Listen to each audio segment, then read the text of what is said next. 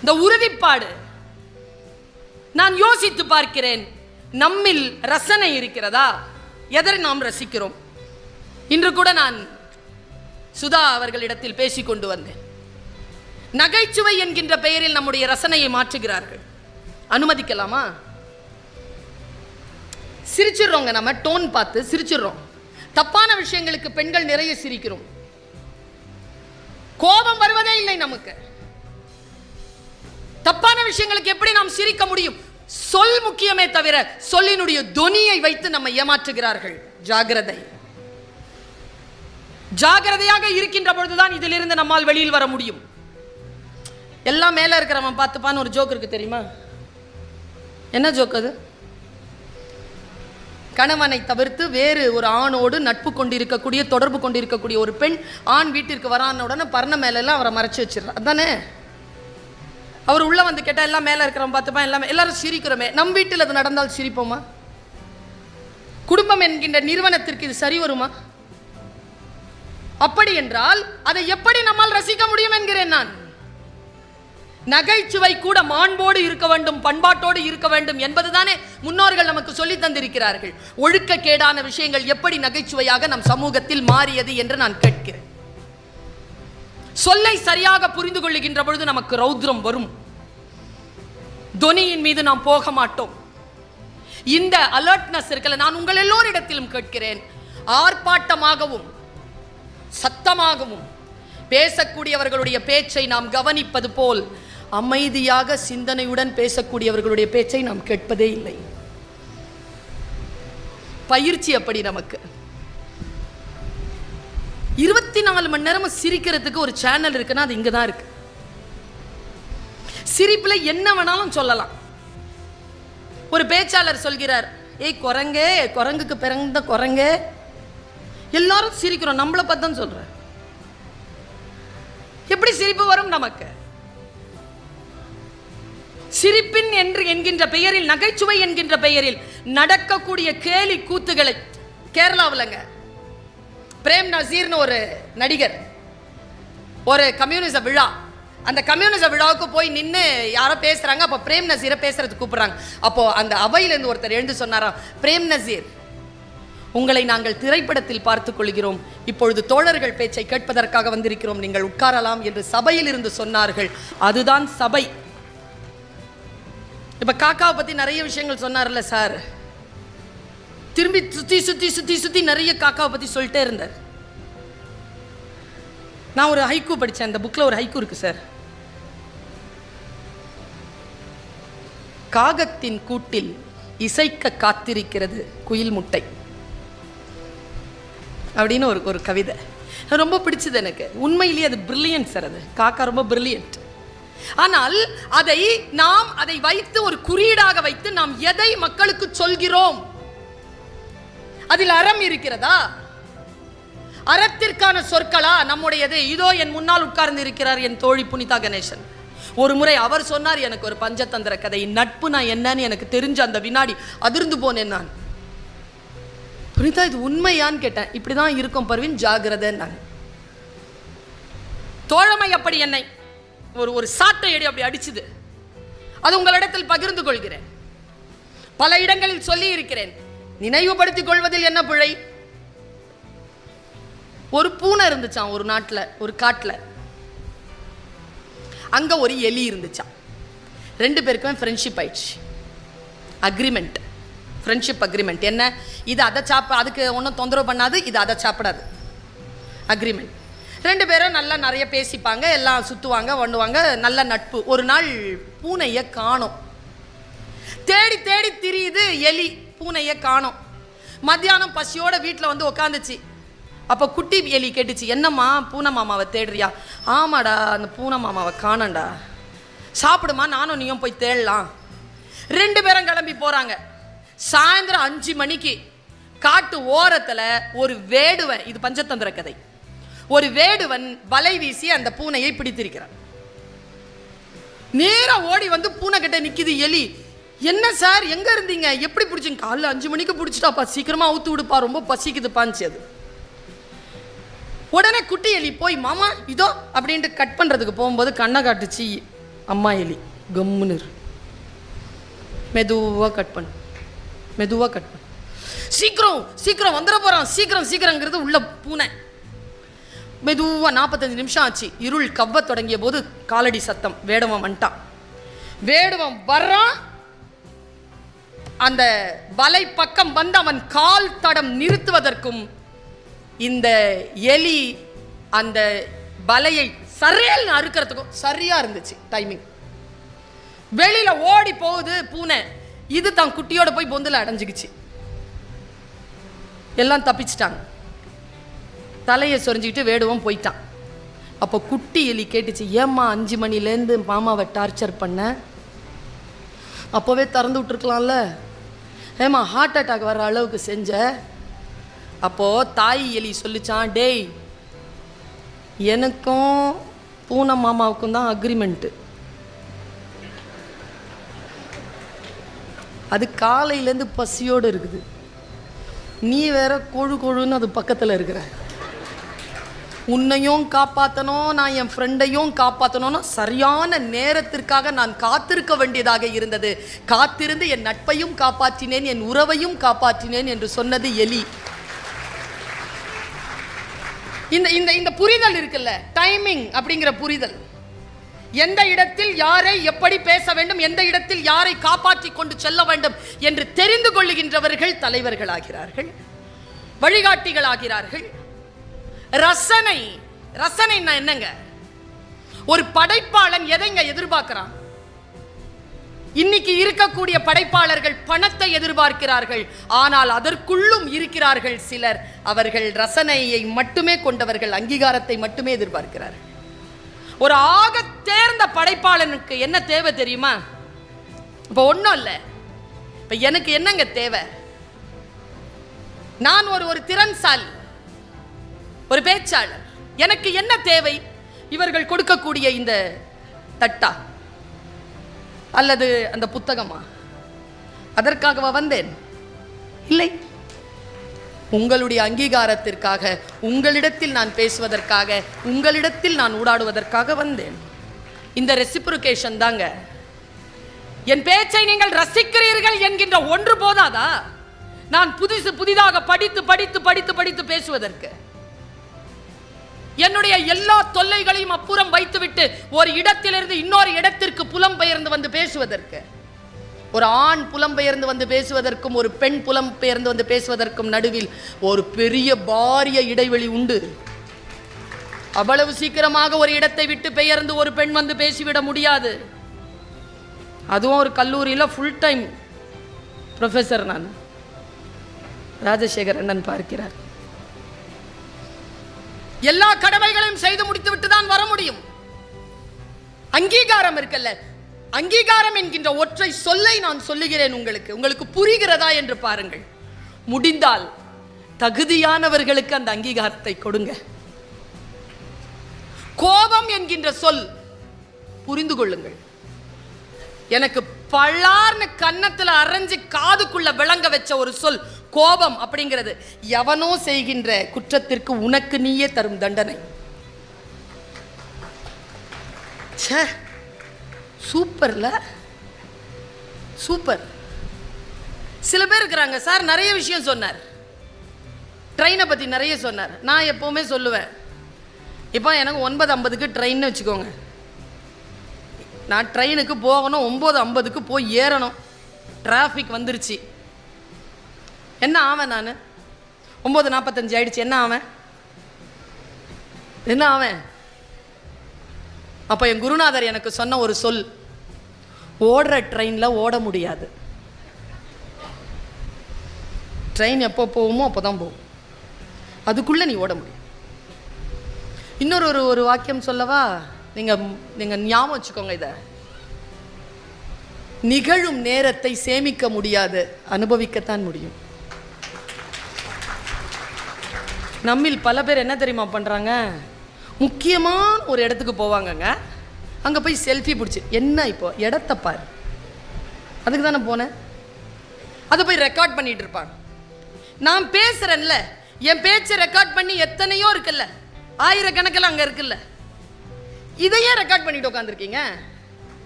கேளுங்களேன். உங்க முன்னால வந்து நீங்க பேசிட்டு இருக்கிறல கேளுங்க. இந்த வினாடியை நீங்கள் அனுபவிக்கத்தான் முடியும், சேமிக்க முடியாது. சேமிப்பது வேறு யாருக்காகவோ தான், உங்களுக்காக இதை சேமித்துக் கொள்ளவே முடியாது. ஒரு விஷயத்தை எப்பவுமே டூருக்கு போவாங்க, எனக்கு ரொம்ப ஆச்சரியமா இருக்கும். டூருக்கு போறவங்க எந்திரி எந்திரி எந்திரி தொட்டபெட்டா போகணும், போயிட்ட பொட்டானிக்கல் கார்டன், இரு தொட்டபெட்டாவை பார்த்துக்கிறேன். பொட்டானிக்கல் கார்டன் பொட்டானிக்கல் கார்டன் போனேன். கல்மரங்கள் பார்த்த, போட்டோ எடு போட்டோ எடு போட்டோ, வாங்க வாங்க வண்டி கிளம்புது வள்ளி. இதுக்கா போனோம் டூரு? ஒரு இடத்தை நிம்மதியா ஒரு நிம்மதியே இல்லாம போயிடுச்சுங்க. ஏன் தெரியுமா? அந்த ரசனை நமக்கு இல்லை. எங்கோ தொலைத்து போனோம், யாருக்கோ காட்டுவதற்காக, யாரிடத்திலோ கைத்தட்டல் வாங்குவதற்காக, யாருடைய புன்னகைக்காகவோ நாம் ஏதோ தவித்துக் கொண்டிருக்கிறோம். இங்கேயும் ஒரு உயிர் இருக்கிறது, இங்கேயும் ஒரு உடல் இருக்கிறது. இதை சமாதானப்படுத்தி இதை தூய்மையாக வைத்துக் கொள்வதற்கு நேரமில்லை. ஒரு படைப்பாளனுடைய ஆகப்பெரிய விஷயம் அங்கீகாரம். நாம் கொஞ்சம் கூட தகுதி இல்லாதது கோபம். கோபமாக இருக்கக்கூடியவர்கள், நான் சொல்லட்டுமா? கோபமாக இருக்கக்கூடியவர்கள் நிறைய பேர் இருப்பீர்கள். இங்க யாரையாவது பார்த்து சத்தம் போட்டு பேசுவீங்க. சத்தம் போட்டு பேசுனீங்கன்னா நீங்க கோபமா இருக்கிறீங்கன்னு அர்த்தம் இல்லை, அது அசூயைன்னு அர்த்தம். அதுக்கு கோபமுடையவர்கள் என்ன செய்வார்கள் தெரியுமா? முன்னால் இருக்கின்றவர்களை நிராகரிப்பார்கள், சைலண்ட் ஆயிடும். அதை விட ஒரு தண்டனை அவனுக்கு தந்துவிட முடியுமா? கைகேயிங்க, அவன் புருஷன் மேல அவ்வளோ கோவங்க. அவளுக்கு தன் வாழ்க்கையே நாசம் பண்ணிட்டான், தனக்கு தெரியாமன்னு தெரிஞ்சு போச்சுங்க. செத்துட்டாங்க. அவன் கீழே விழுந்து செத்துட்டான். தசரதர் இறந்துட்டார். பார்த்தாங்க, என்ன பண்ணான்னு கம்பர் எழுதினார் தெரியுமா? போய் தூங்கிட்டாளாம். அப்போ எனக்கு ஒரு பேருண்மை தெரிந்தது. அன்பிற்கு இருந்து விட வேண்டும் என்று முடிவானதற்கு பிறகு உனக்கும் எனக்கும் நடுவில் எதற்கு பகை என்ற புதிய உறவு? பிரியணும்னு முடிவு. யாரால யார் பிரிஞ்சா பிரிஞ்சிட்டல்ல, முடிஞ்சு போச்சு கதை. There stops, there ends everything. மத்ததெல்லாம் ஹேங் ஓவர் தான். இறந்துட்டாங்கல்ல, கண்ணை மூடுறாங்க, அந்த வினாடியில எல்லாமே முடிஞ்சது, அவ்வளவுதான். மத்ததெல்லாம் ஹேங் ஓவர் தான். உண்மையாக புரிந்து கொள்ளக்கூடிய திறமை நம்மில் பல பேருக்கு கிடையாது. நான் ரசனை என்றால் என்னன்னு இதோ இப்போ சொல்றேன். அப்படிங்கிற ஒருத்தர், அதற்கு டீனார், பெரியாருங்கிற படம் எடுத்தவர், அவர் என்னை அழைத்து காட்சிப்படுத்தலும் கதை சொல்லுதலும் காண அந்த பாடத்திட்டத்தை வகுக்க சொல்லி பாடம் எடுக்க சொன்னார். அந்த பிள்ளைகளுக்கு 3 வருடங்கள் நான் அங்கே விசிட்டிங் ப்ரொஃபஸராக இருந்தேன். நான் வடிவமைத்து கொடுத்த அந்த கதைகளில் அவரும் நானும் உட்கார்ந்து வடிவமைத்து கொடுத்தோம். அந்த கதைகளில் ஒரு கதை, இதுவரைக்கும் அது கதையை நான் படித்து எடுத்து இது குழந்தைகளுக்கு கண்டிப்பாக சினிமா எடுக்கிறவங்களுக்கு இது கொடுக்கணும்னு சொல்லிட்டு முடிச்சுட்டு நான் வந்து இதுவரைக்கும் 10 வருஷம் ஆச்சு. என்னால் அந்த கதையை மறக்க முடியல. நான் எங்கேயும் சொன்னதில்லை, இதை நான் வெளிப்படுத்தினதில்லை. இன்னைக்கு தோணுது, சொல்றேன். ஒரு ஆகப்பெரிய கலைஞன் இருந்தான். இது ரோஜா அத்தர் அப்படின்ற ஒரு கதை, சாகித்ய அகாடமி விருது பெற்ற கதை. இந்த கதை மூலத்தில் எழுதப்பட்டது தெலுங்கில், அது மொழிபெயர்க்கப்பட்டு இருக்கு. மொழிபெயர்க்கப்பட்ட கதை குழந்தைகளுக்கு நாங்கள் பாடமாக கொடுத்தோம். அந்த கதை வந்து ஒரு 7 பக்கம் தான், 6.5 பக்கம் இருக்கும். 7வது பக்கத்தில் முடியுது கதை. யார் அந்த ரோஜா அத்தரின்கான பாட்டுடை தலைவன் என்று சொன்னால், அவன் ஒரு அத்தர் தயாரிக்கிறவங்க. நீங்க பார்த்துருக்கிறீங்களா? கிருஷ்ணா ஸ்வீட்ஸ் முரளி மணிப்பூர்ல நாங்க வந்து ஒரு ப்ரோக்ராம் பண்றதுக்கு போனோம். அப்போ வந்து கவர்னர்லாம் உட்கார்ந்துருக்காங்க. நாங்க வந்து பாரதியாருக்கான ப்ரோக்ராம், நாங்கெல்லாம் அவையில் உட்கார்ந்துருக்கோம். அவர் என்ன பண்ணார், அவருடைய கடையிலிருந்து ஒரு டிஃப்ரெண்டான மைசூர் பாக்கை எடுத்துட்டு வந்தார். எடுத்துட்டு வந்துங்க, அவ்வளோ பெரிய முதலாளி அதிலிருந்து ஒன்று எடுத்து தன் உடலை பாதியாக்கி அந்த கையை அந்த பிளேட்டில் வந்து அது அந்த ஸ்வீட்டை வச்சு அந்த கையை கீழே வச்சு அப்படி பணிவாக எல்லாருக்கும் கொடுத்தாருங்க. அவர் அது கொடுக்கும் போதே, ஓய் இது வெறும் ஸ்வீட் இல்லை, சப்புன்னு கடிச்சு சாப்பிட்றாத, கண்ணை மூடி ஒரு நிமிஷம் தியானி அப்படின்னு சொல்லுதுங்க. அந்த ஜெஸ்டர் அப்படி சொல்லுது. நான் அப்படியே ஆடி போனேன் அவர் கொடுத்த விதத்துல. ரசனையோடு ஒரு வேலையை செய்கிறீர்களா? நான் ஏன் வெற்றி பெற்ற பேச்சாளராக இருக்கிறேன்? நான் என்ன சொல்கிறேனோ அதை நான் ரசிக்கிறேன்.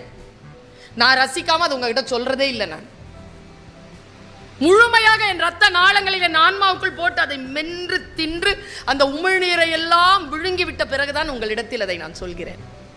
அதனால் தான் அது இங்கிருந்து வருது. ஒன்றை எப்படி ரசிக்கிறது? ஒருத்தன் ஒரு அத்தர் செய்யற ஒருத்தன், அத்தர்னா தெரியும்ல, வாசனை. சொல்லுங்க, வாசனை. சே, ஏங்க அது திரவம் தானேங்க. ஏங்க திரவியம்னா சொல் தானே, அது வாசனை திரவம் தானே. அது ஏன் திரவியம்ங்கிறோம்? செல்வம்ங்க. அது வாசனை வந்து செல்வம். அது அவ்வளவு சீக்கிரம் வராது கையில. ஒரு அவுன்ஸ், அதில் அவன் சொல்லுவான் அந்த கதையில், ஒரு அவுன்ஸ் நான் வந்து ஜாஸ்மின் மல்லிகைக்கான ஒரு அத்தரை தயாரிக்கணும்னா 1,00,000 மலர்களை பிழிந்தாக வேண்டும். 1,00,000 மலர்களை பிழியாமல் என்னால் ஒரு அவுன்ஸ் எடுக்க முடியாது. 2,00,000 ரோஜா இதழ்கள் பிழியப்பட்டால் தான் ரோஜா அத்தர் வரும். இவ்வளவுதான் இருக்கும் அத்தர். அவன் பாக்தாத்தில் இருக்கக்கூடிய இளைஞன் அங்க தேடுறான். அவன் நிறைய புகழ் பெற்று விட்டான். அந்த ஊர்ல எங்கேயோ ஒரு ரசிகன் இருக்கிறான்னு அவனுக்கு தெரிஞ்சு போச்சு. அந்த ரசிகன் இருக்கிறது இந்தியாவில். அந்த இந்தியாவிலையும் ஹைதராபாத்ல இருக்கிறான். அவன் ஹைதராபாத்ல அன்றைக்கு ஆட்சி செய்து கொண்டிருந்த நிசாம். தெரிஞ்சு போகுது அவனுக்கு.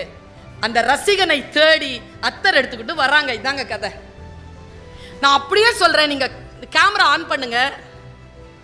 பாக்தாதிலிருந்து ஒரு இளைஞன் குதிரை ஏறி இந்த பெரிய ஆடையோடு தலையில் பெரிய தலப்பாகையை கட்டிக்கொண்டு அத்தரை பேழையில் வைத்துக்கொண்டு குதிரையில வரான். கப்பல்ல இருந்து குதிரையில வரான். வந்து அந்த ஹைதராபாத்குள்ள நுழைஞ்சிட்டான். நுழைஞ்சதும் அவனுக்கு தெரியுது இந்தியன் பாலிடிக்ஸ். அவனால் நிசாமை சந்திக்க முடியவில்லை. திவானை சந்தித்தால் தான் நிசாமை சந்திக்க முடியும். நேரா திவானை போய் பார்த்தா திவான் ஒரு லூசு. அவனுக்கு ரசனையே கிடையாது. அவன்கிட்ட போய் எப்படி இந்த விஷயத்த சொல்றது? இருந்தாலும் போறான்.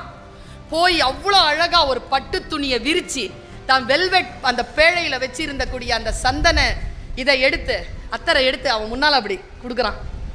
அவன் அதை பார்த்துட்டு வாட் இஸ் திஸ் நான்சென்ஸ், போ எழுது, இவனை நகத்து, அதை அந்த பேழையை தூக்கி வை, இவனை வெளில போ சொல்லு அப்படின்றான். அவன் மனம் நொந்து வெளியில வரான். வேற ஒருத்தரை போய் வேற ஒரு மந்திரியை பார்க்க போறான். அங்க மல்லிகைப்பூ இதை அவன் 3 தான் கொண்டு வரான். ஒன்று சந்தனம், ஒன்று மல்லி, ஒன்று ரோஜா. அங்க போய் அந்த மல்லிகைப்பூவை அவனுக்கு கொடுக்குறான். கொண்டு போயிடுவானோன்ட்டு அவனை துரத்தி விட்டுறான். கையில் இருக்கிறது ரோஜா அத்தர். எப்படியாவது இது நிசாம் கிட்ட சேர்க்கணும்னு முடிவு பண்றாங்க. அவன் இன்றைக்கு எத்தனையோ படைப்பாளிகள் அங்கீகாரம் இல்லாமல் தவிக்கிறார்கள் இல்ல, ஒரு விஷயத்தை விற்க முடியாம தவிக்கிறாங்கல்ல, அவங்களுக்கு எல்லோருக்குமான கதை இது. தன்னுடைய படைப்பு மிக உயர்ந்ததாக இருக்கின்ற பொழுது சபைப்படுத்த முடியாமல் தவிக்கக்கூடிய கலைஞர்களுக்கான ஔஷதம் இந்த கதை. அவன் என்ன பண்றான், அதை எடுத்துட்டு எங்க நிசாம் வெளியில வருவானோ அப்ப அவன் கையில கொடுத்துடலான்னு சொல்லிட்டு காலையில அவன் எப்பவுமே குதிரையில உலா வருவான் அப்படின்றத அவனுக்கு தெரியுது. நேரா போய் அந்த கோட்டைக்கு வெளியில கும்பலோடு நின்னுக்கிறான். குதிரை சத்தம் கேட்குது, கண்வாய் வருது முன்னால. நேரா கொஞ்சம் கொஞ்சமா நகர்ந்து அந்த அந்த நிசாமுனுடைய அந்த குதிரை வரக்கூடிய பக்கத்துல போய் நின்னுட்டாங்க. அவன் நிசாம் வந்த உடனே ஷஹின்ஷான்னு சொல்லி கொடுத்து அதை கொடுத்துடணும், அவ்வளவுதான். அந்த அந்த ரேஞ்சில் அவன் வந்து நிற்கிறான். அந்த குதிரை இப்படி வரும் பொழுது ஒரு காவலாளி அவன் கையை பிடிச்சிடறான். தர தர தர தரன்னு இழுக்கிறாங்க. குதிரை கடந்து போகுது. தர தர தரன்னு பிடிச்சி இழுக்கிறவன் திரும்பி அந்த நிசாமனுடைய குதிரையை பார்க்குறான். நிசாம் கடந்து போகிறான். தான் இவ்வளவு கஷ்டப்பட்டது அவனை சந்திக்கிறதுக்காக. இதோ இதற்கு மேல் அவனை சந்திக்க போவதில்லை. அவன் கடந்து போகிறான். இவன் என்ன தெரியுமா பண்ணுறான், அதை முடியுது. கை பிடிச்சிட்டு இந்த கையை சுத்துறான்.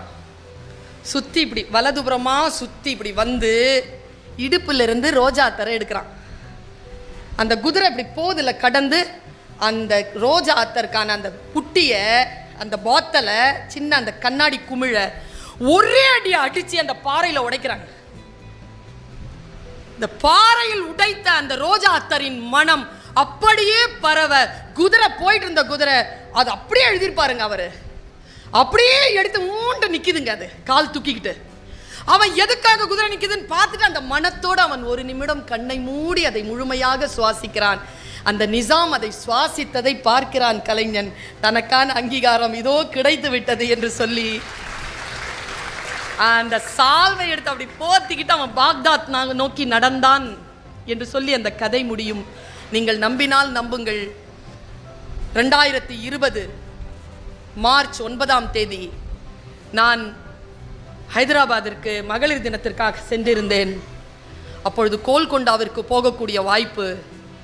போய் நீங்கள் நம்பினால் நம்புங்கள், அந்த பாறைகளை தொட்டு முகர்ந்து பார்த்தேன். அதில் ரோஜா மனம் இருந்தது.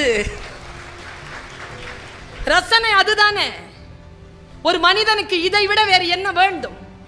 நம்முடைய வாழ்க்கையில் நாம் கவனத்துடன் இருப்பதும் ரசனையுடன் இருப்பதும் தான் நமக்கான விஷயங்கள். கோபமா, சிரிப்பா, புன்னகையா, காதலா, காமமா, எல்லாவற்றிற்கும் பொருள் உண்டு. அந்த பொருளை சரியாக புரிந்து கொள்வது. சரியாக புரிந்து கொள்ளப்படாதவர்கள் என்ன செய்கிறார்கள்? அந்த சொல் தரும் பொருளினால் பாதிக்கப்படுகிறார்கள். மனம் கழுவப்படுவதில்லை, மனம் பாதிப்படைகிறது. நான் இப்பொழுது கூட புதுக்கோட்டையில் கம்பன் விழாவில் சொன்னேன், தசரதன் வீழ்ந்து போனதற்கு காரணம் 2 தான். தசரதன் வீழ்ந்ததற்கு காரணம் 2. 1, முறைப்படியாக அவனுக்கு 3 மனைவியர். ஒரு மனைவியை திருமணம் செய்து இன்னொரு மனைவியை திருமணம் செய்து இன்னொரு மனைவியை திருமணம் செய்தாலும் 3 பேரின் மீதும் உன்னால் சமமான அன்பையும் காதலையும் காமத்தையும் வைக்க முடியவில்லை என்றால் யாரின் மீது கூடுதலாக வைத்திருக்கிறாயோ அவர்களால் தான் நீ அழிவாய் என்பதற்கு சாட்சி தசரதன். உனக்கு 4 பிள்ளைகள் இல்லையா? 4 பிள்ளைகள் என்றால் 4 பேரையும் தானே நீ நேசித்திருக்க வேண்டும். ஒருவனை மட்டும் நேசித்தால் அவனால் உனக்கு மரணம் நிகழும் என்பதனை காட்டியதுதான் அவனுடைய வீழ்ச்சி. வார்த்தைகளை இப்படித்தான் உள்ளர்த்தத்தோடு அறத்தோடு நாம் புரிந்து கொள்ள வேண்டும். அறத்தோடு வார்த்தைகளை புரிந்து கொள்கின்றவர்கள் வாழ்க்கையில் சில விஷயங்களால் பாதிக்கப்படாமல் மற்றவர்களுக்கு வழிகாட்டியாக இருந்து நாம் அவர்களை கடந்து செல்லக்கூடிய சூழலை பெறுகிறோம். நாம் கவனத்துடன் இருப்பதும், நாம் நட்பு பாராட்டுவதும், அன்பு செலுத்துவதும். அன்புங்கிற சொல்லு இருக்குல்ல, எனக்கு தெரிஞ்சு நான் இதை சொல்லுகிறேன், உங்கள் சகோதரி நான். இப்படி புரிந்து கொள்ளுங்கள், அன்பாக இருப்பது புத்திசாலித்தனம். அன்பாக இருக்கக்கூடியவர்களுக்கு ஒருபோதும் துன்பம் இல்லை. அன்புதான் ஆயுதம். அன்புக்கு எதிராக வேறொரு ஆயுதம் இந்த பூலோகத்திலே கிடையாதுங்க. அன்புதான் ஆயுதம். அன்பு செலுத்தி பாருங்கள். அவன் சொல்லுகிறான், பாரதி சொல்லுகிறான், துன்ப நினைவுகளும் சோர்வும் பயமும் அன்பில் அழியுமடி கிளியே அன்பிற்கு அழிவில்லை காண். மானிடர்கள் நான் சொல்வதை கேண்மின், பாடுபடல் வேண்டாம், உணவு இயற்கை கொடுக்கும், நும்பணி அன்பு செய்தல் கண்டீர். செய்க தவம், செய்க தவம், நெஞ்சே தவம் செய்தால் எய்த விரும்பியதையெல்லாம் எய்தலாம். அன்பில் சிறந்த தவம் இல்லை. அன்புடையோர் இன்புற்று வாழ்தல் இயல்பு. நான் சொல்லுகிறேன், அன்பாக இருத்தல் புத்திசாலித்தனம். இந்த புத்திசாலித்தனம் இல்லாதவர்கள்தான். வீரனுக்கும் வன்முறையாளனுக்கும் என்ன வித்தியாசம் தெரியுமா? 2 பேருக்கும் கோபம் வரும். எவன் ஒருவன் கோபத்தை ஒரு வினாடி தக்க வைத்துக் கொள்கிறானோ அவன் வீரன். தக்க வைக்க முடியாதவன் வன்முறையாளன்.